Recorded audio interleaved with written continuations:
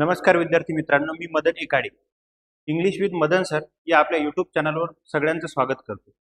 या ऑनलाईन प्लॅटफॉर्मवर आपण MPSC कंबाईन ग्रुप बी आणि ग्रुप सी राज्यसेवा ऑब्जेक्टिव्ह आणि MPSC कंडक्ट करत असलेल्या इतरही परीक्षांचे 1984 पासून ते 2025 पर्यंत इंग्रजी या विषयाचे व्याकरण आणि व्होकॅब्युलरी या दोन्ही गोष्टीचे जे प्रिव्हियस इयर क्वेश्चन पेपर आहेत त्याचं अनालिसिस आपण सुरू केलेलं आहे.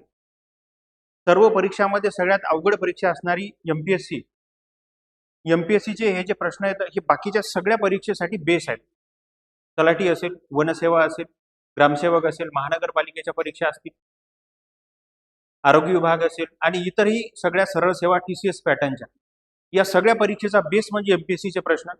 एमपीएससीचा पहिला टॉपिक आपण सुरुवातीच्या 7 व्हिडिओमध्ये कंप्लीट केलेला आहे. एक टॉपिक बरोबर, एक व्हिडिओ त्याचा इडियम्स आणि फ्रेजेसचा तो एक व्हिडिओ आहे.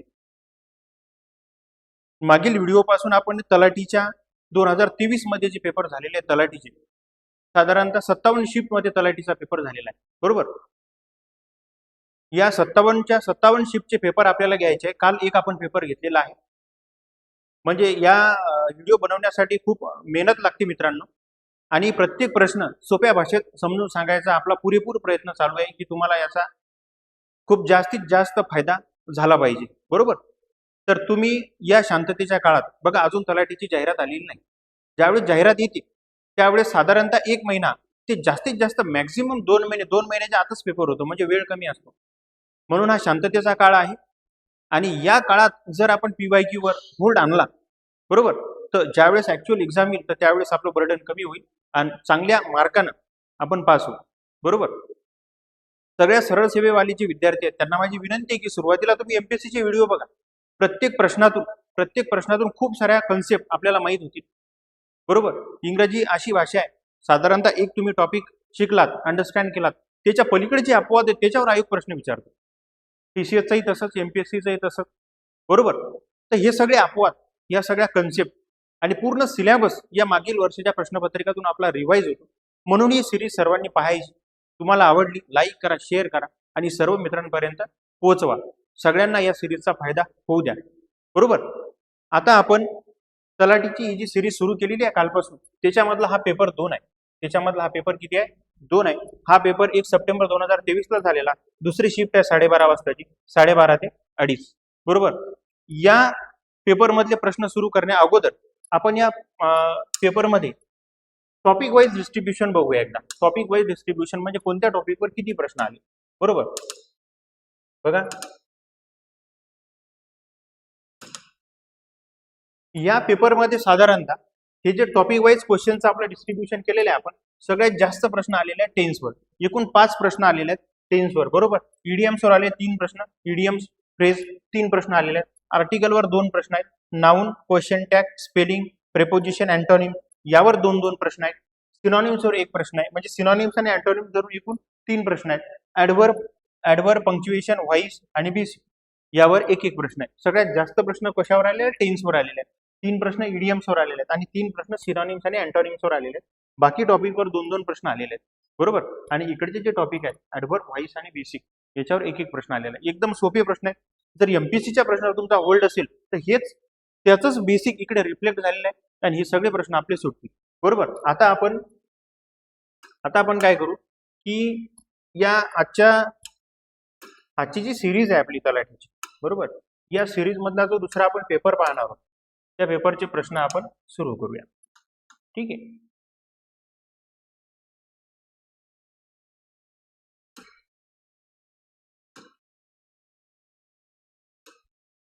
बघा, ओके, पेपर 2 तलाठीचा पेपर 2 एकूण 25 प्रश्न आहे बरोबर. आता यामधला पहिला प्रश्न आहे त्यामध्ये आपल्याला एरर ओळखायचे. बघा, प्रश्न दिसायला मोठा वाटतो, 4ही वाक्य मोठे वाटतात, पण हा एक तर याला मी बेसिक म्हणत, बेसिक मध्ये हा टेन्सचा प्रश्न आहे. म्हणजे हा प्रश्न कशाचा आहे? टेन्सचा प्रश्न आहे बरोबर. टेन्सच्या टॉपिक मध्ये या रचना शिकवल्या जातात. स्ट्रक्चर ऑफ सेंटेन्स, इंग्रजीच्या वाक्याच्या ज्या वेगवेगळ्या रचना, जे वेगवेगळे स्ट्रक्चर आहेत त्याच्यापैकी हे एक स्ट्रक्चर आहे. तुम्हाला सेम वाक्य आहे, थोडंफार मायनर चेंजेस करून दिलेले आहे आणि आपल्याला यात एरर ओळखायची सांगितलेली आहे. तुम्ही जर 4ही वाक्य ऑब्झर्व केले, had non, had non, had non आणि हॅड नोन. बघा, जेव्हा मी तुम्हाला बेसिकचा प्रश्न म्हणतो किंवा जेव्हा मी तुम्हाला टेन्सचा प्रश्न म्हणतो तर त्या वाक्यात काय बघायचं, तर त्या वाक्यातला व्हर्ब बघायचा. त्या व्हर्ब कोणत्या फॉर्म मध्ये, ऑक्झिलरी व्हर्ब कोण आहे, मेन व्हर्ब कोणत्या रूपात आहे, त्याच्यावरून आपल्याला आन्सर मिळतं. आता या चारही वाक्यात हॅड नोन आहे. बघा मित्रांनो, इंग्रजीत एक रचना आहे हॅड प्लस V3, बरोबर. जर एका वाक्यात हॅड प्लस V3 असेल तर दुसऱ्या वाक्यात आपल्याला पाहिजे वुड हॅव प्लस V3 अशी रचना असते इंग्लिशमध्ये, बरोबर. जे अनेक स्ट्रक्चर आहेत त्यापैकी एक हे स्ट्रक्चर आहे. हे स्ट्रक्चर आपल्या पाठ पाहिजे. एमपीसीचं रिफ्लेक्शन इकडे झालेलं आहे, बरोबर. आता चारही वाक्यात हॅड प्लस V3 आहे. आता या बाजूने आपल्याला वुड हॅव प्लस V3 शोधायचा आहे. बघा आता शी शुड इथं काहीतरी लिहायचं राहिलं बहुतेक, नॉट मॅरी आणि हिम, बरोबर. हे प्रश्न चुकला कारण शुड नॉट नाही पाहिजे, तर आपल्याला वुड हॅव पाहिजे. इथं वुड आहे पण हॅव नाही म्हणून हे वाक्य चुकलं, बरोबर. इथं हॅड नॉट मॅरिड, पुन्हा हॅड प्लस V3 आहे, नाही पाहिजे आपल्याला. इथं आहे मे हॅव, बरोबर. हे तीन वाक्य तर बसतच नाही कारण त्यात वुड हॅव कुठेही नाही. पण या वाक्यात मे हॅव तरी आहे, may have married plus V3, म्हणजे हे या रचनेत बसतं. म्हणजे आपला आन्सर आहे 1 नंबरचा. रचना कोणती लक्षात ठेवायची या प्रश्नाच्या संदर्भात, हॅड प्लस V3, बरोबर. एका वाक्यात जर हॅड प्लस V3 असेल तर उरलेल्या वाक्यात वुड हॅव प्लस V3 पाहिजे. हा झाला पॉईंट नंबर 1. बघा आता पुढचा प्रश्न. पुढचा प्रश्न आहे की आपल्याला पंक्च्युएशन मार्क म्हणजे पंक्च्युएशनचा प्रश्न आहे पुढचा, की जी रिकामी जागा आहे त्याच्यातनी असा वर्ड भरायचा की या सेंटेन्सला मिनिंग प्राप्त होईल, बरोबर. बघा, fill the appropriate punctuation, fill the appropriate punctuation in the blank space to complete the sentence meaningfully, right. बघा आता इथे स्टुडंट काउन्सिल, स्टुडंट रिकामी जागा, council, elections were held every year. हा एकदम सोपा प्रश्न आहे पण हे अपवाद आहे. बेसिक बघितल्यानंतर असे काही शब्द असतात, नाऊनवरचा प्रश्न आहे हा, बरोबर. हा नाऊनवरचा प्रश्न आहे, काही अपवाद असतात आणि त्या अपवादावरच हा प्रश्न विचारलेला आहे. जसं आता स्टुडंट काउन्सिल, आता आपली विद्यार्थी परिषद, स्टुडंट काउन्सिल म्हणजे काय, विद्यार्थी परिषद, स्टुडंट काउन्सिल. इथं दिलेला आहे नो चेंज, स्टुडंट्स काउन्सिल आणि स्टुडंट्स काउन्सिल अपोजिट शब्द वापरलेले आहेत, विद्यार्थी परिषद, स्टुडंट काउन्सिल. आता मला सांगा, जर मी तुम्हाला असं म्हटलं school bus, SCHOOL, school bus, आता तुम्ही कधी या शब्दाला असं लिहिलेलं बघितलं का, की स्कूल्स बस, अपॉस्ट्रॉफी एस आणि बस, नाही, बरोबर. ही चुकीचं, हे बरोबर. आता बघा, हे स्कूल बस असतं, पोस्ट ऑफिस असतं, बरोबर, पोलीस स्टेशन असतं, रेल्वे स्टेशन असतं, बस स्टॉप असतो. या प्रत्येक प्रश्नात रेल्वेज स्टेशन असं म्हणतो का आपण, नाही. बसच स्टॉप म्हणजे बस अपॉस्ट्रॉफी एस, बसच स्टॉप असं अपॉस्ट्रॉफी एस असं म्हणतो का आपण, ऑब्विसली नाही, बरोबर. म्हणजे हे काय लागते, बस स्टॉप, बरोबर, railway station, police station, post office, school bus शाळेची बस, पण अपॉस्ट्रॉफी एस आपण लावतो का, नाही. त्याला स्कूल बसच म्हणतो, पोस्ट ऑफिसच म्हणतो, पोलीस स्टेशन म्हणतो, अपॉस्ट्रॉफी एस लावत नाही. तसं सेम हे आहे student council, STUDENT, student council म्हणजे विद्यार्थी परिषद, म्हणजे काय, विद्यार्थी परिषद, याला अपॉस्ट्रॉफी एस ची गरज नाही. म्हणजे या वाक्यात नो चे हे आपलं आन्सर आहे. हे अपवाद आहे. या स्टुडंट काउन्सिल सोबत हे शब्द तुम्ही नोट डाऊन करा, लिहून घ्या. हे लेक्चर बघत असताना पेन आणि वही ठेवा, तुमची रिव्हिजन होईल. जे तुम्हाला नवीन वाटतात कन्सेप्ट, ज्या नवीन रचना मी सांगतो त्या नोट डाऊन करा. नाही तर ह्या लेक्चरची PDF आपल्या टेलिग्राम चॅनलवर, याच नावानं आपलं टेलिग्राम चॅनल आहे, इंग्लिश विथ मदन सर, या टेलिग्राम चॅनलवर याची मी PDF टाकत असतो, तिथून तुम्ही पहा आणि रिव्हिजन असू द्या. बघा आता पुढे आर्टिकलचा प्रश्न आहे. आर्टिकल आपल्याला वापरायचा आहे आय एन्जॉय डिसेंबर ऑफ 20. बघा, आर्टिकल असतात, एक असतो ए आणि ॲन. अनिश्चित जर काही असलं, इनडिफिनाइट आर्टिकल त्याला म्हणतात, बरोबर. एखादी अनिश्चित आणि एक सिंग्युलर आपल्याला इंडिकेट करायचं असलं तर आपण ए ॲन वापरतो. पण द हे आर्टिकल काय आहे, डेफिनाइट आर्टिकल आहे. काय आहे, डेफिनाइट. स्पेसिफिक जर एखादी गोष्ट असेल, तर त्यावेळेस आपण द हे आर्टिकल वापरतो. आता मला सांगा, हा डिसेंबर महिना आहे, कोणताही महिना असू द्या, जानेवारी फेब्रुवारी डिसेंबर पर्यंत कोणत्याही महिन्याच्या अगोदर आपण कोणतेही आर्टिकल वापरत नाही, बरोबर. कोणताही आर्टिकल आपण वापरत नाही. पण आता या वाक्यात काय झालेलं आहे, हा डिसेंबर महिना कोणता आहे तर 2020. हा डिसेंबर महिना आहे 2020 चा. The December of 2020. स्पेसिफिक आहे ना, इयर दिलेला आहे ना, डिसेंबर महिना कोणता एन्जॉय केला नाही तर 2020 चा डिसेंबर महिना हा एन्जॉय. 2020 चा डिसेंबर महिना स्पेसिफिक आहे, म्हणून इथं आर्टिकल येईल द. बरोबर, बघा एकदम सोपं आहे. अदरवाईज आता पुढचा प्रश्न बघा, आपल्याला ऍडव्हर्बचा क्वेश्चन आहे, ऍडव्हर्ब वाक्यामध्ये वापरायचा आहे. She completed the puzzle, she completed the puzzle showcasing ही प्रॉब्लेम सॉल्विंग स्किल. बघा इथं शी आहे, इथं काय सुरुवात वाक्याचा करता शी आहे, त्याच्यामुळे हा ही चुकला, कदाचित टायपिंग मध्ये राहिला. इथं आपल्याला हर पाहिजे, काय पाहिजे तिथं, हर पाहिजे. म्हणजे हे वाक्य असं आहे, हे वाक्य कसं आहे, हर हर प्रॉब्लेम सॉल्विंग स्किल्स. आता प्रॉब्लेम सॉल्विंग आणि स्किल आहे, आणि काय आहे, स्किल आहे. आणि आता आपल्याला इथं रिकामी जागा भरायची आहे. She completed the puzzle, puzzle आहे, न्यूजपेपर मध्ये पझल येतात, ते पझल तिनं सोडवलेलं आहे. आणि तिची जी स्किल आहे, प्रॉब्लेम सॉल्विंग स्किल जी आहे ती तिनं दाखवून दिली, तिचं टॅलेंट दाखवून दिलेलं आहे. आता आपल्याला ऍडव्हर्ब इथं वापरायचं. बघा आता हा फजाडली म्हणजे होते अव्यवस्थितपणा. अव्यवस्थितपणा म्हणजे एखादी गोष्ट निष्काळजीपणाने करणे. निष्काळजीपणाने जर तुम्ही गोष्ट केली तर तुमचं टॅलेंट स्किल दिसणार आहे का, पझल सॉल्व्ह होणार आहे का, ऑब्व्हियसली नॉट.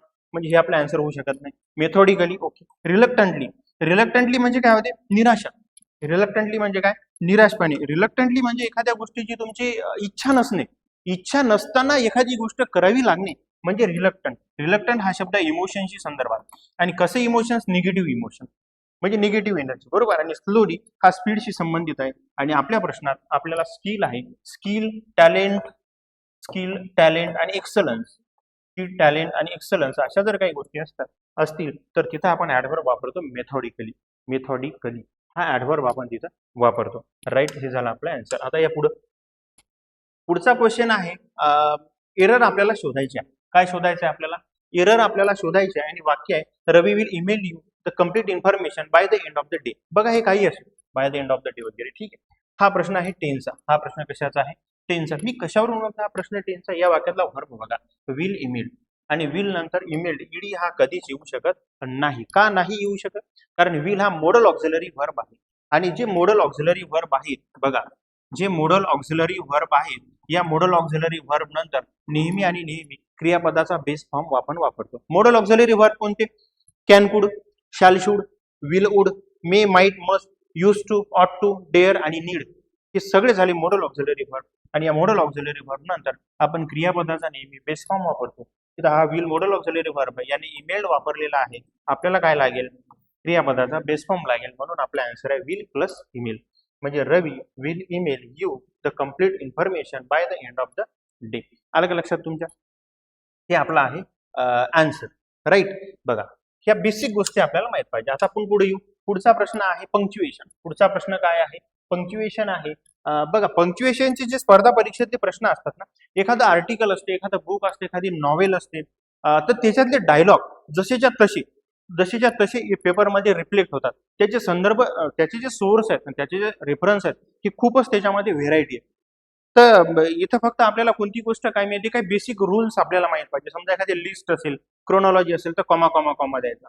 दोन वाक्य जोडलेले असेल, त्याच्यामध्ये बट असेल, व्हाईल असेल, अल्दो असेल, त्याच्या अगोदर कॉमा कॉमा द्यायचा. प्रश्न असेल तर क्वेश्चन मार्क द्यायचा, एक्सक्लेमेशन असेल तर उद्गारवाचक चिन्ह द्यायचे. अशा काही बेसिक गोष्टी आपल्याला क्लिअर पाहिजेत. बघा, the shepherd finding his flock destroyed exclaim. वाक्य पहिल्यांदा समजून, शेफर्ड म्हणजे मेंढपाळ. शेफर्ड म्हणजे काय, मेंढपाळ आहे. एक मेंढपाळ आहे, एक शेफर्ड आहे. फाइंडिंग हिज फ्लॉक डिस्ट्रॉइड म्हणजे काय, नष्ट होणे. डिस्ट्रॉइड म्हणजे काय, नष्ट होणे, संपणे, एखादी गोष्ट विनाश होणे. फाइंडिंग हिज फ्लॉक म्हणजे त्याचा कळप, मेंढ्याचा कळप हा काय झाला, डिस्ट्रॉइड झाला. इथं आपण असा अर्थ घेऊ की कमी झाला. समजा 100 मेंढ्या असतील तर आता 60-70 राहिल्या, कमी झाल्या. आणि ते कमी झालेल्या पाहून तो जोराने उद्गारला, एक्सक्लेम. काय उद्गारला, आय हॅव बीन राईटली सर्व. सगळ्या वाक्यात आय हॅव बीन राईटली सर्व आहे. म्हणजे हे पहिलं वाक्य पूर्ण आहे. Why did I trust my sheep to a wolf. आता दुसऱ्या वाक्यात लक्षात घ्या तुम्ही, व्हाय डिड आणि व्हाय डिड. ज्या वाक्याची सुरुवात ऑक्झिलरी वर्ब किंवा डब्ल्यूएच वर्डने होती, त्या वाक्याच्या शेवटी काय लागतो, क्वेश्चन मार्क लागतो. याही वाक्यात क्वेश्चन मार्क नाही. म्हणजे क्वेश्चन मार्क वाला आपला आन्सर भेटला आपल्याला. बरोबर. आता बघा तुम्ही, आय हॅव बीन राईटली सर्व. बरोबर. आता आय हॅव बीन राईटली सर्व हे एक स्पेशल वाक्य आहे, आणि ते पूर्ण वाक्य आहे. म्हणजे त्याच्यातनी वर्ब आहे, त्याच्यातनी सब्जेक्ट आहे, वर्ब आहे, वाक्य पूर्ण झालेलं आहे. या डॅशचा इथं काही मिनिंग लागत नाही. हा फुल स्टॉप पाहिजे, कारण पहिलं वाक्य कम्प्लीट आहे. आणि व्हाय डिड नंतर इथं शेवटी क्वेश्चन मार्क पाहिजे. बघा आपला आन्सर हे नसून आपला आन्सर हे येईल. फक्त तिथं आपल्याला क्वेश्चन मार्क पाहिजे. म्हणजे आपलं 4 नंबरचा आपला आन्सर. बेसिक गोष्टी, पंक्च्युएशनचे बेसिक नियम माहित पाहिजे, म्हणजे आपल्याला ते वाक्य सोडवता येईल. या आता पुढच्या वाक्यात सिंपल सिंपती या शब्दाचा आपल्याला काय विचारलेला आहे, सिनॉनिम्स विचारलेला आहे. सिंपती म्हणजे सहानुभूती, दुसऱ्याविषयी असलेली सिंपती, बरोबर. आता सिनॉनिम सांगायचं आपल्याला सिंपतीचा. आता या तुम्ही क्युरिओसिटी, क्युरिओसिटी म्हणजे कुतूहल, लहान मुलांना खूप कुतूहल असतं किंवा आपल्याला खूप कुतूहल आहे, आता सर पुढच्या प्रश्नात काय सांगणार, कसं सांगणार, बरोबर. तर हे जे क्युरिओसिटी असते, क्युरिओसिटीचा सिंपतीचा काही संबंध नाही. अकॉर्ड, अकॉर्ड हा शब्द तुम्ही कुठं बघितला, डिस्कॉर्ड आहे, बरोबर. अकॉर्ड, अकॉर्ड म्हणजे काय, सहमती. अकॉर्ड म्हणजे काय, सहमती. एखाद्या गोष्टीला सहमती देणे म्हणजे अकॉर्ड, म्हणजे अग्रीमेंट. दुसऱ्या भाषेत काय सांगू याला आपण, ऍग्री होणे. अकॉर्ड म्हणजे काय होणे, ऍग्री होणे. अकॉर्ड म्हणजे ऍग्री होणे. आणि याचे अपोजिट आहे डिस्कॉर्ड. याचे अपोजिट काय, डिस्कॉर्ड म्हणजे काय, ऍग्री न होणे म्हणजे सहमती नसणे, म्हणजे काय, असहमती. सहमती नसणे म्हणजे काय, डिस्कॉर्ड म्हणजे काय होते मग, असहमती. म्हणजे दुसऱ्या भाषेत काय, डिसएग्रीमेंट. डिसएग्रीमेंट दुसऱ्या भाषेत काय, डिसएग्रीमेंट. म्हणजे डिस्कॉर्ड म्हणजे डिसएग्रीमेंट, असहमती. त्याचा आणि सिंपतीचा काही संबंध नाही. आणि अफिनिटी, अफिनिटी म्हणजे सिंपती. तर या सिंपतीचा सिनॉनिम्स काय झाला, अफिनिटी. म्हणजे दुसऱ्याविषयी आपुलकी असणे, दुसऱ्याविषयी सिंपती असणे, ते झालं अफिनिटी आणि सिंपती. आणि डिसडेन, डिसडेनचा अर्थ असा होतो की हेट्रेड. डिसडेनचा अर्थ काय होतो, हेट्रेड, दुसऱ्याला हीन भावनेनं पाहणे, तुच्छ लेखणे, त्याला म्हटलं जाते डिसडेन. डिसडेन हा निगेटिव्ह वर्ड आहे, डिस्कॉर्ड पण निगेटिव्ह वर्ड आहे. आणि क्युरिओसिटीचा अर्थ वेगळा होतो. अफिनिटी आणि सिंपती हे झाले दोन सिनॉनिम्स.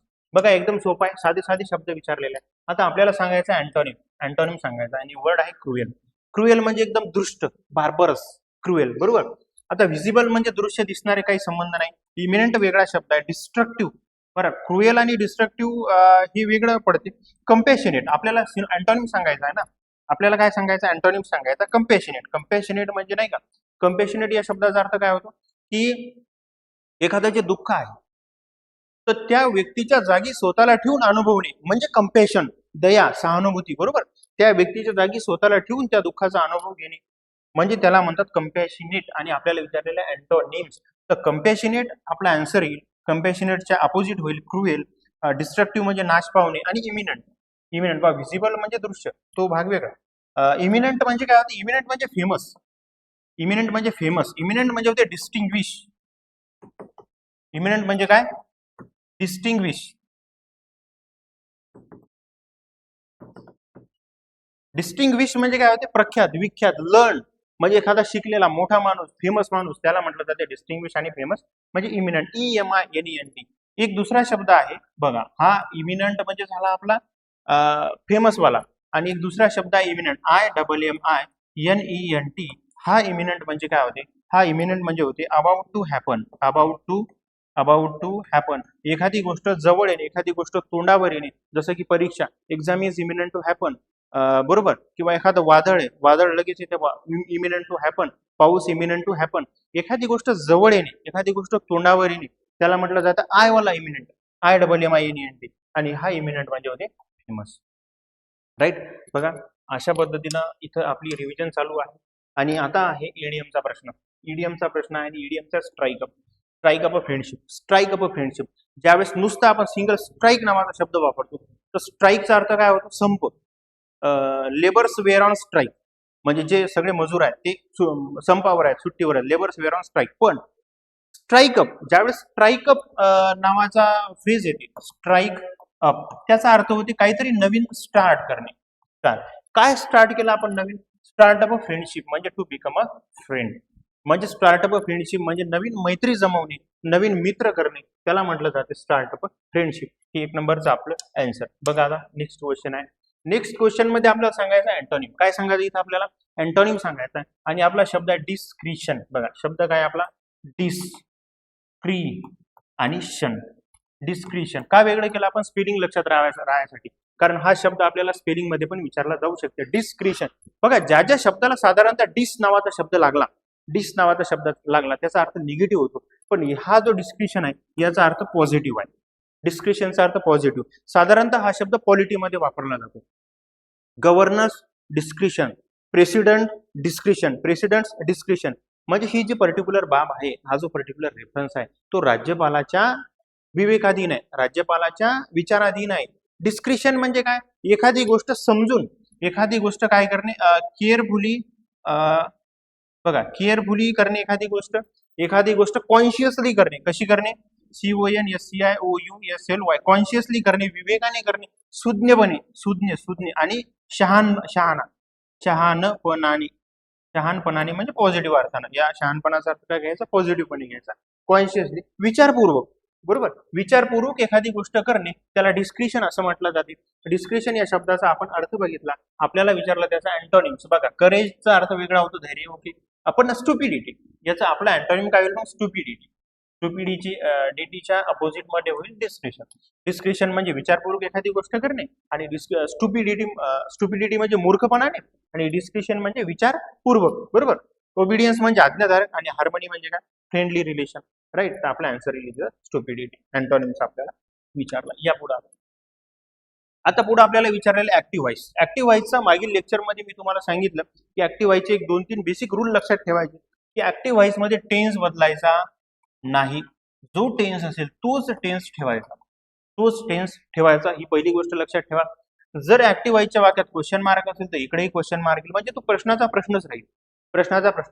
जर इकडे विधान असेल तर इकडे पण ती विधानच राहील, स्टेटमेंटच राहील. आता लक्षात कसं ठेवायचं? व्हॉइस आणि डायरेक्ट इनडायरेक्ट मध्ये जर एक फरक लक्षात ठेवला तुम्ही तर सगळे प्रश्न तुम्हाला सुटतील. 90% प्रश्न सुटतात. व्हॉइस मध्ये काळ अजिबात बदलायचा नाही आणि डायरेक्ट इनडायरेक्ट मध्ये प्रत्येक वाक्याचा काळ बदलतो आणि प्रत्येक वाक्य ही विधान होते, स्टेटमेंट होते. कसं ते आपण त्यावेळेस पाहू. पण सध्या लक्षात ठेवा की जो टेन्स आहे हा टेन्स व्हॉइस मध्ये बदलायचा नाही. आता या तुम्ही या वाक्यात the task will be finish. मला विल बी फिनिश या अर्था एवढ्यावरून समजलं की हे जे दिलेलं वाक्य आहे हे पॅसिव्ह व्हॉइस, कारण विल बी नंतर V3 आलेला आहे आणि आपल्याला करायचं आहे ऍक्टिव्ह व्हॉइस. आता मला सांगा, जर विल बी फिनिश जर पॅसिव्ह व्हॉइस असेल, विल बी आणि finish will be plus V3 ते जर पॅसिव्ह व्हॉइस असेल तर याचा ऍक्टिव्ह व्हॉइस काय आला पाहिजे? विल आला पाहिजे. म्हणजे सिंपल फ्युचर टेन्स हे वाक्य आहे ऍक्टिव्ह व्हॉइसचं आणि त्या सिंपल फ्युचरच्या वाक्याचं हे पॅसिव्ह व्हॉइस आहे. आता सगळ्यात पहिले तुम्हाला सांगतो की आपण आपल्याला ऍक्टिव्ह व्हॉइसचं वाक्य पॅसिव्ह व्हॉइस मध्ये असलं पाहिजे, म्हणजे ऍक्टिव्ह व्हॉइसचं वाक्य सिंपल फ्युचर टेन्स मध्ये असलं पाहिजे. कोण्या टेन्स मध्ये असलं पाहिजे? सिंपल फ्युचर मध्ये असलं पाहिजे. आणि हे आपल्याला कसं कळालं? तर आपल्याला विल बी फिनिश वरून कळालं. बघा आता सांगा मला तुम्ही की सिंपल फ्युचरचं वाक्य कोणतं आहे? विल हॅव फिनिश हे सिंपल फ्युचर नाही, हा फ्युचर परफेक्ट झाला. विल बी फिनिश ही रचना चुकली, इथं ING पाहिजे. बरोबर. आणि विल बी फिनिशिंग ही रचना चुकली. हे म्हणजे रचना बरोबर आहे, ही रचना बरोबर आहे, पण हा फ्युचर कंटिन्युअस टेन्स आहे म्हणून चुकलं. आपल्याला पाहिजे simple future tense. Radha will finish the task in a fortnight. आता जर दोन वाक्यात जर सिंपल फ्युचर टेन्स असता तर आपण मग काय केलं असतं? आपण कर्म बघितलं असता, कर्ता बघितला असता, या गोष्टी आपण व्हेरीफाय केल्या असतात. पण आपल्या पहिल्याच गोष्टीवरून की टेन्स तोच ठेवायचा, याच्यावरून आपल्या लक्षात आलं की आन्सर नंबर 2.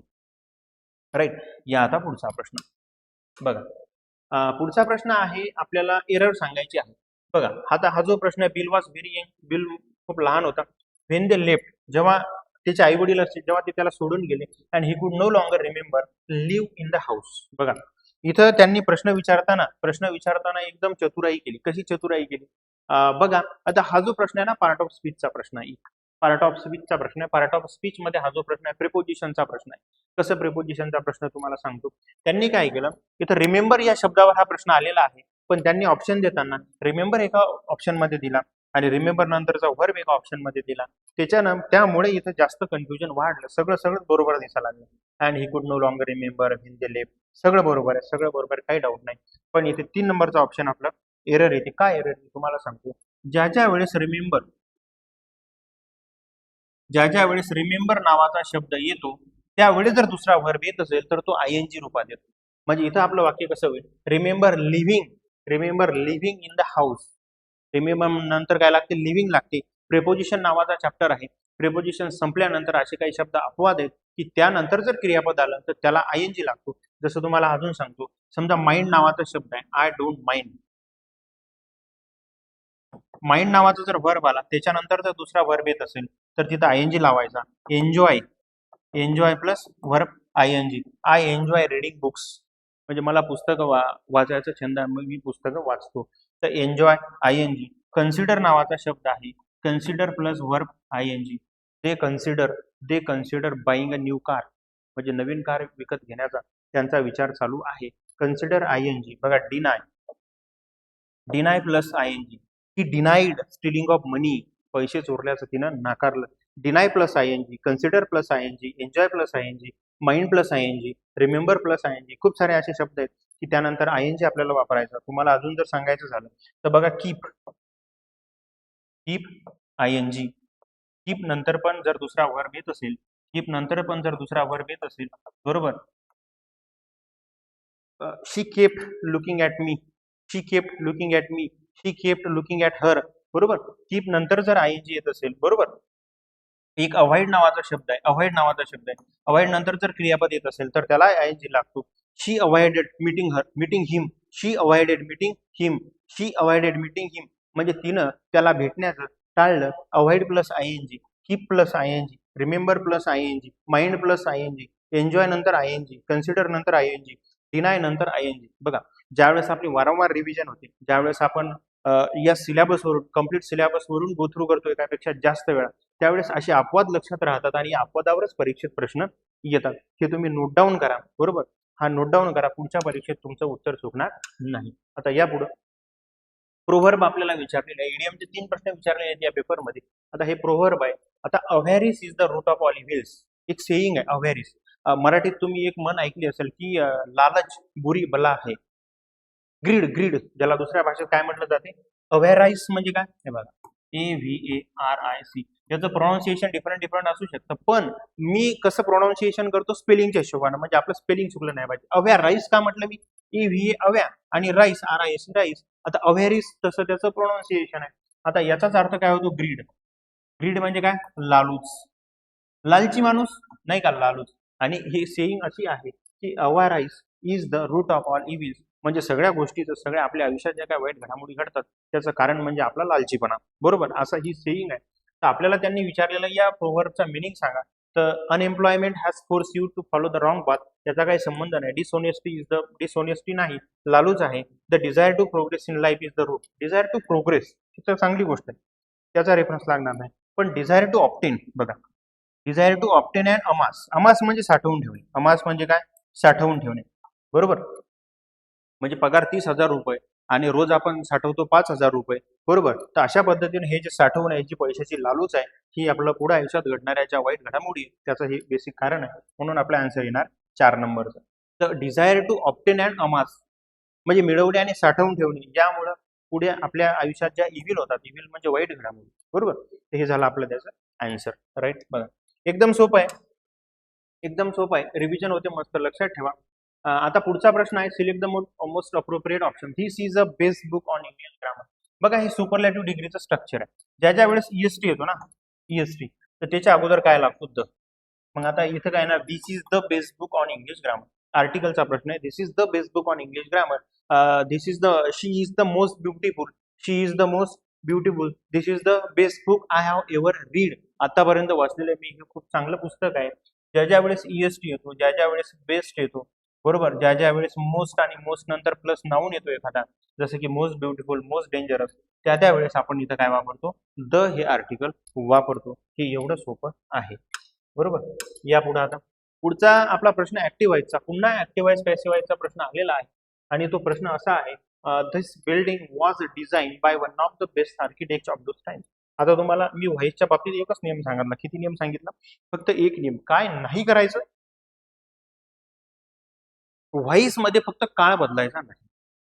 ज्या काळात ऍक्टिव्हाइजचं वाक्य त्याच काळात पॅसिव्हाइज करायचा, किंवा ज्या काळात पॅसिव्हाइजचं वाक्य त्याच काळात ऍक्टिव्हाइज करायचा. बघा आता हे जे वाक्य वाज डिझाईन, या वाज डिझाईन ॲमिजार आणि वाजवेर, ॲमिजार आणि वाजवेर नंतर जर V3 असेल तर तो असतो पॅसिव्ह स्ट्रक्चर. याच्यावरून मला असं कळालं की हे जे दिलेलं वाक्य ते पॅसिव्हचं आहे आणि आपल्याला करायचं ऍक्टिव्ह. आता मला सांगा तुम्ही, वाज डिझाईन असेल तर त्या वाक्याचा ऍक्टिव्ह व्हॉइस आपल्याला कोणत्या काळात करायचा, तर त्या वाक्याचा ऍक्टिव्ह व्हॉइस आपल्याला करायचा V2 मध्ये, म्हणजे simple past tense.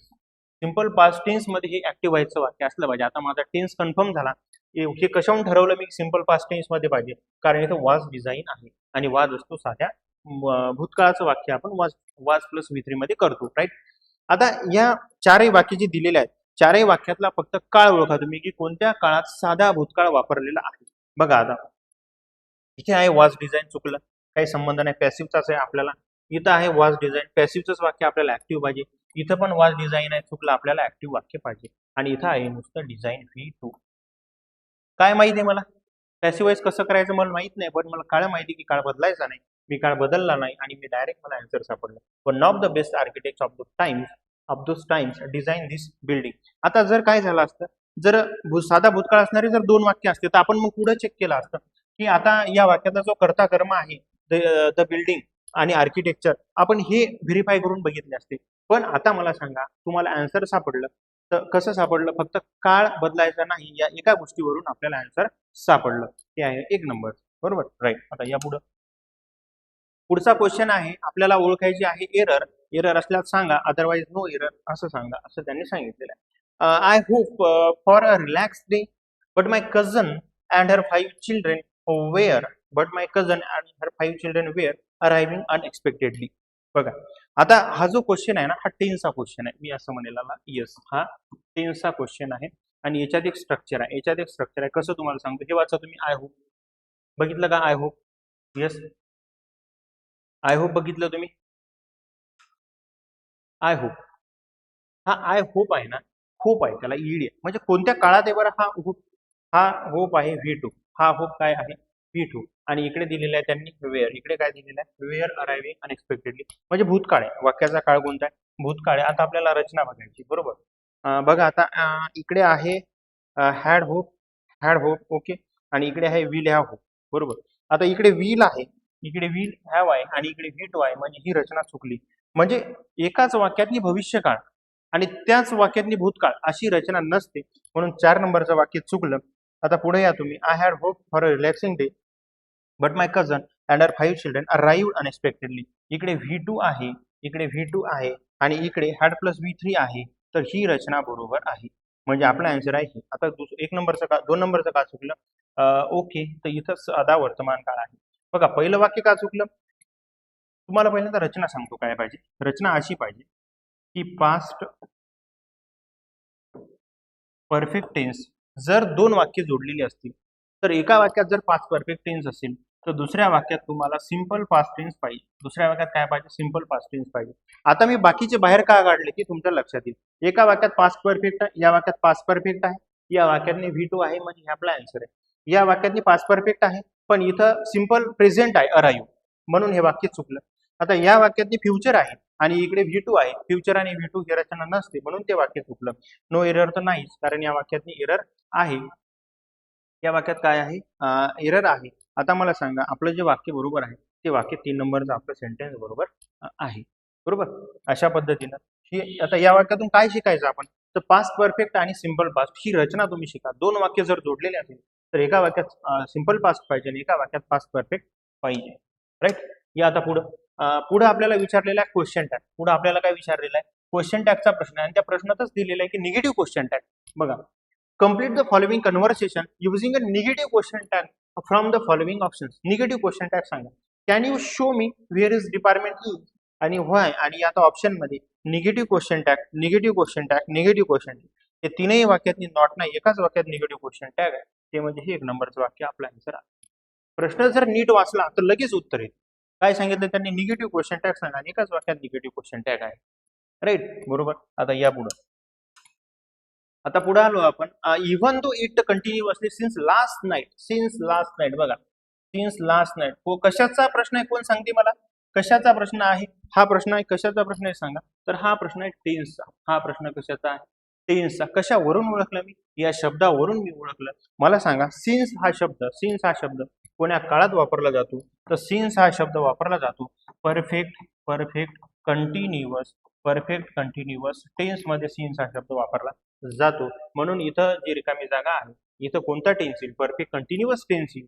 Since last night तुम्हाला क्रियेची सुरुवात दिलेली आहे, काल रात्रीपासून काय झालेलं आहे, कंटिन्युअसली पाऊस सुरू आहे असं दिसतंय. आता मला सांगा, इथे या तुम्ही, रेनिंग परफेक्ट कंटिन्युअस टेन्स आहे का, नाही. Was raining perfect continuous tense आहे का, नाही. Had rain perfect continuous tense नाही. एकाच ऑप्शन मध्ये परफेक्ट आहे आणि कंटिन्युअस टेन्स आहे, म्हणजे आपला आन्सर आहे 1 नंबर. कशावरून ओळखलं मी, तर सिन्स लास्ट नाईट या शब्दावरून ओळखलं की वाक्यात परफेक्ट कंटिन्युअस टेन्स पाहिजे. आता वाक्यात टाका ते, even though it has been raining continuously since last night. काल रात्रीपासून सतत जोराने मुसळधार पाऊस पडत आहे तरी Meera still want to carry on with concert. Carry on म्हणजे go on, continue. Carry on म्हणजे काय, एखादी गोष्ट कंटिन्यू करणे. तर एवढा सतत पाऊस चालू आहे काल रात्रीपासून तरी मीरा त्या कन्सर्टमध्ये, कन्सर्ट म्हणजे काय, जिथं सिंगिंग किंवा डान्सिंगची प्रॅक्टिस चालू आहे असं ठिकाण, तरी तिनं आपली प्रॅक्टिस सुरू ठेवली, असा वाक्याचा अर्थ आहे. आपल्यासाठी ह्या दोन गोष्टी महत्वाच्या. सिन्स लास्ट नाईट वरून मला समजलं परफेक्ट कंटिन्युअस टेन्स, आणि त्याच्यावरून मी आलो आणि मला आन्सर भेटला हॅज बीन रेनिंग. राईट. बघा एवढं सोपं, एकदम बेसिक प्रश्न आहे तुमच्या तलाठी, एकदम बेसिक प्रश्न आहे. Select the most appropriate question tag. आता आपल्याला पुन्हा काय करायचं, क्वेश्चन टॅग सांगायचा आहे. बघा, he dares to meet the principal. He dares, ही काय आहे, डेअर्स. आता ही आहे आणि डेअर्स टू मीट आहे. आता डेअर याला यस लागलेला आहे म्हणजे हा वर्ब आहे, हा वर्ब आहे वाक्यातला, त्याच्यामुळे डेअरंट होणार नाही. आणि आपण क्वेश्चन टॅग करताना काय घेणार, इकडे हिचा प्रोनाउन हीच घेणार, बरोबर. आता ही हा प्रोनाउन आला, आपण ही प्रोनाउन आला, इथे या बद्दला यस यस लागला म्हणजे आता ही समोर टू येणार का, डज. तर काही आता डझंट येईल, काही डज येईल. आणि वाक्य पॉझिटिव्ह आहे म्हणजे क्वेश्चन टॅग आपल्याला काय करायचा, निगेटिव्ह करायचा, शेवटी क्वेश्चन मार्क द्यायचा. बघा डझंट ही कुठे आहे, डोंट ही येणार नाही कारण ही सोबत डोंट वापरत नाही. इजंट इट येणार नाही कारण इथं काय वापरायचं आहे आपल्याला, डज वापरायचा आहे. हे आपलं आन्सर. एकदम सोपं आहे, खूप थोडंफार बेसिकवर तुमचा होल्ड पाहिजे, रिव्हिजन पाहिजे, बेसिक अंडरस्टँडिंग पाहिजे, प्रत्येक क्वेश्चन सॉल्व्ह होतो. बघा कसं आपल्याला इनकरेक्ट स्पेलिंग विचारलेलं आहे, इनकरेक्ट स्पेलिंग विचारलेलं आहे. खालीलपैकी एक वाक्य दिलेलं आहे मोठं अडीच ओळीचं, आणि त्याच्यामध्ये कोणत्या शब्दाचं स्पेलिंग इनकरेक्ट आहे ऑप्शन पैकी ते आपल्याला सांगायचं. आता आपण बघू फ्लेक्झिबिलिटी. बघा FLEXIBILITY, फ्लेक्झिबिलिटीचं स्पेलिंग असंच आहे, बरोबर आहे. अडॅप्टेबिलिटी, ADAPTA, अडॅप्ट आणि ॲबिलिटी, अडॅप्ट आणि ॲबिलिटी, अडॅप्टॅबिलिटी हेही बरोबर आहे. इंटरपर्सनल, INTERPERSONAL, इंटरपर्सनल हे पण बरोबर आहे. आणि एक आहे इटिकेट, इटिकेटचं स्पेलिंग बघू आपण. इटिकेट बघा, ETIETQUETTE, बरोबर. हे असं इटिकेटचं स्पेलिंग आहे, तेही बरोबर आहे. आता ऑप्शन मध्ये बघा त्यांनी काय कोणतं स्पेलिंग चुकलं, फ्लेक्झिबिलिटी बरोबर आहे, अडॅप्टेबिलिटी बरोबर आहे, इंटरपर्सनल बरोबर आहे. इथं काहीतरी गडबड झालेली आहे. आता मला सांगा, यांनी प्रश्नात जो प्रश्न आहे ना, या प्रश्नात डबल टी, या प्रश्नात काय इटिकेटच्या या पहिल्या टीच्या जागेवर काय आहे, डबल टी, आणि बरोबर आपल्याला हे आन्सर द्यायचं आहे 2 नंबरचं. तर प्रश्नातही बरोबर झालं आणि इथेही बरोबर झालं. तर तुम्ही हे स्पेलिंग कडे लक्ष द्या. इटिकेट म्हणजे मॅनर्स, इटिकेट म्हणजे काय होते, मॅनर्स. आणि हा शब्द नेहमी विचारला जातो, हा शब्द कसा वापरला जातो, नेहमी विचारला जातो. इटिकेट म्हणजे मॅनर. आपण म्हणतो ना, तुला काय इटिकेट आहे का नाही, इटिकेट म्हणजे मॅनर्स, ETETI, किड, QUE, एटिकेट, हे शब्द लक्षात ठेवा. बाकीचे सोपे आहे, स्पेलिंगचा प्रश्न होता. आता बघा या पुढे, select the most appropriate option. Select the most appropriate option, साधा बेसिकचा प्रश्न, याला मी बेसिकचा प्रश्न म्हणलं. आय हॅव अ टूथ, माझा दात दुखत आहे. I have a tooth, so I can't it, I can't it something, I can't it something, something म्हणजे पॉझिटिव्ह, एनिथिंग म्हणजे निगेटिव्ह. मग सांगा काय येईल, एनिथिंग काय येईल. मग आता येतं एनिथिंग, काय येईल, एनिथिंग, कारण कांट काय झाला, निगेटिव्ह झाला, आणि माझा काय टूथ आहे, काय मला माझा दात दुखतोय आणि म्हणून मी काही खाऊ शकत आहे का, नाही. निगेटिव्ह असल्या कारण आपल्याला एनिथिंग वापरायचं. जर तो काही खाऊ शकत असता तर आपण समथिंग हा पॉझिटिव्ह शब्द वापरला असता. बघा एवढं सोपं आहे, बेसिकचा प्रश्न आहे. आता या पुढचं वाक्य. ओके, पुढचं वाक्य. आता हा जो प्रश्न आहे, हा प्रश्न आहे प्रेपोजिशनचा. हा प्रश्न कशाचा आहे, प्रेपोजिशनचा प्रश्न आहे. बघा, he is famous of his exceptional talent at playing multiple instrument, बरोबर. पण यांनी जे ऑप्शन दिलेले आहेत, एकदम एकदम चालाकीनं ऑप्शन दिलेले आहेत. बघा आता फ्रेज आपल्याला लक्षात ठेवायची, फेमस ऑफ. यांनी प्रश्नात काय वापरलेलं आहे, फेमस ऑफ, तर हे चुकीचं आहे. फेमस सोबत ऑफ नाही. ज्या वेळेस एखादा माणूस फेमस असतो तर त्याच्यासोबत फेमस फॉर वापरतात. काय वापरतात, फेमस फॉर. तर यांनी प्रश्नात देताना बघा, प्रश्नात देताना काय केलं, फक्त ऑफच दिला, फेमस दिला का नाही. आणि म्हणून आपण वाचता वेळेस आपल्याला सगळं बरोबर दिसते. Multiple instruments okay, of his exceptional talent हे ओके, ॲट प्लेइंग, आणि ही इज फेमस, सगळं. म्हणजे त्यांनी काय केलं, फेमस वेगळ्या पर्यायात दिला आणि ऑफ वेगळ्या पर्यायात दिला, त्याच्यामुळे आपल्याला तो मेळ लागत नाही. म्हणून आपलं जे ऑब्झर्वेशन आहे ते स्ट्रॉंग ठेवायचं, प्रश्न वाचायचा. प्रश्नात फेमस ऑफ दिलेला आहे, फेमस ऑफ आपण वापरत नाही, आपण वापरतो फेमस फॉर. आता वाक्य वाचा तुम्ही, म्हणजे आपलं हे वाक्य चुकलेलं आहे, इथं फॉर पाहिजे. He is famous for his exceptional talent at playing multiple instruments. Famous सोबत काय वापरायचं, फॉर वापरायचं. या आता पुढं आहे. Okay, select the most appropriate meaning of the given phrase. Phrase त्यांनी विचारलेली आहे. आणि क्रोविंग, बघा इथं गडबड झालेली आहे, हे क्रोविंग नाही, CROW क्रो झाला होता, तर तिथं क्राऊन पाहिजे, क्राऊन, बरोबर. क्राऊनला ING आणि दिलेला ग्लोरी, आता मला सांगा क्राऊन. क्राऊन म्हणजे सिंहासन. क्राऊन म्हणजे काय? सिंहासन. आणि क्राउनिंग ग्लोरी. ग्लोरी म्हणजे काय? आता सिंहासनाचं जे वैभव आहे, सिंहासनाचं जे वैभव आहे, ग्रेटेस्ट अँड आउटस्टँडिंग अचिव्हमेंट, त्याला म्हटलं जातं क्राउनिंग ग्लोरी. आता मेकिंग द क्राऊन हे शब्दशः अर्थ झालेला आहे. Making the crown beautiful and showy हे शब्दशः अर्थ झाला. Protecting the glory of the crown, प्रोटेक्शनचा काही त्याच्यात विषय नाही. Wearing the crown adds beauty to your appearance हे शब्दशः अर्थ झाला. आपल्याला त्याचा प्रॉपर योग्य मिनिंग पाहिजे. क्राउनिंग ग्लोरी, क्राउनिंग म्हणजे सिंहासन आणि ग्लोरी म्हणजे वैभव. तर क्राउनिंग ग्लोरीचा अर्थ झाला the greatest and outstanding achievement. म्हणजे तुम्ही क्लास 1 ची पोस्ट मिळवली तर तुम्ही क्राउनिंग ग्लोरी मिळवली, म्हणजे एवढं भन्नाट वैभव मिळवलं. बरोबर. Crowning glory the greatest achievement and outstanding achievement हे त्याचं आन्सर आहे. या पुढे बघा, पुढचा प्रश्न आहे. Although he has been singing for ages, it will be the first time he has appeared the opera house. बघा, हा प्रेपोजिशनचा प्रश्न आहे. म्हणजे प्रश्न वाचल्या वाचल्या कळते आपल्याला कशाचा प्रश्न आहे. हा आहे प्रेपोजिशन. प्रेपोजिशनचा हा प्रश्न आहे. कसं तुम्हाला सांगतो आता बघा.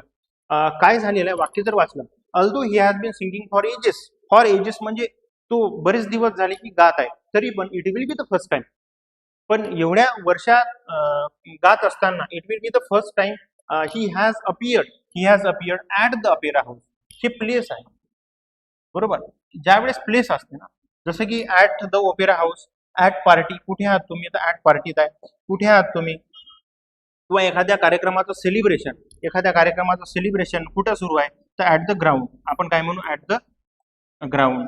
ऍट द जिल्हा क्रीडा संकुल. म्हणजे त्या कार्यक्रमाचं जे हे आहे, सेलिब्रेशन आहे. ज्यावेळेस एखादं प्लेस असते आणि त्या प्लेसवर एखादं थिएटर असेल, एखादं नाटक असेल, एखादा मूवी असेल, किंवा आता जसं इथं ऍट द ओपेरा हाऊस आहे, प्लेस असेल ना, त्या ठिकाणी काहीतरी सेलिब्रेशन चालू आहे, त्या ठिकाणी कार्यक्रम चालू आहे, तर अशा अर्थानं आपण ऍट वापरतो. तर आपला आन्सर येईल at the opera house. Right. बरोबर. या आता पुढचा प्रश्न आपल्याला इनकरेक्ट स्पेलिंग आपल्याला सांगायचा. इनकरेक्ट स्पेलिंग सांगायचं आहे. He was a faithful friend and remarkable for his punctual. बघा, हे स्पेलिंग चुकलेलं आहे. इथं काय पाहिजे? PUNCTUAL हे असं आहे पंक्च्युअलचं स्पेलिंग. PUNCTUAL म्हणजे हे आपलं चुकलेलं आहे. इनकरेक्टली स्पेल त्यांनी सांगितलेलं आहे. रिमार्केबल बरोबर आहे. अटेंडन्स बरोबर आहे. रिमार्केबल बरोबर, अटेंडन्स बरोबर. ATTEN attendance. अटेंडन्स म्हणजे तुम्हाला लक्षात ठेवा ATTEN अटेंड डान्स. मी डान्स का म्हणतो? कारण माझ्या लक्षात राहिलं पाहिजे, ज्यावेळेस अटेंडन्सचं स्पेलिंग विचारलं तर मी DENC नाही केलं पाहिजे, मी DANC केलं पाहिजे.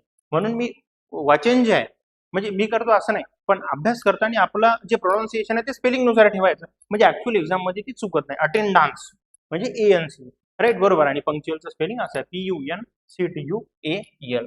बरोबर. म्हणजे हे 1 नंबरचं आपलं चुकलं, बाकी फेथफुल वगैरे बरोबर आहे. या आता पुढे. आणि थँक्यू व्हेरी मच. बरोबर. तर अशा पद्धतीनं आपले सगळे प्रश्न इथे संपलेले आहेत. आणि या सिरीजमध्ये एकदम सोप्या पद्धतीनं आपण प्रत्येक प्रश्नाचा अनालिसिस बघण्याचा प्रयत्न करत आहोत. बरोबर.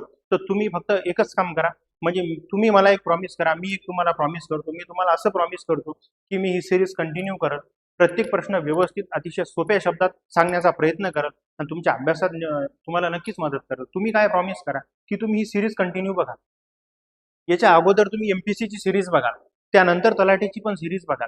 तुम्ही कंटिन्यू पहा, मी कंटिन्यू घेणार. तुम्हाला बिलकुल याचा भन्नाट फायदा होईल. तुम्हाला आवडली लाईक करा, शेअर करा आणि सबस्क्राईब करा. धन्यवाद.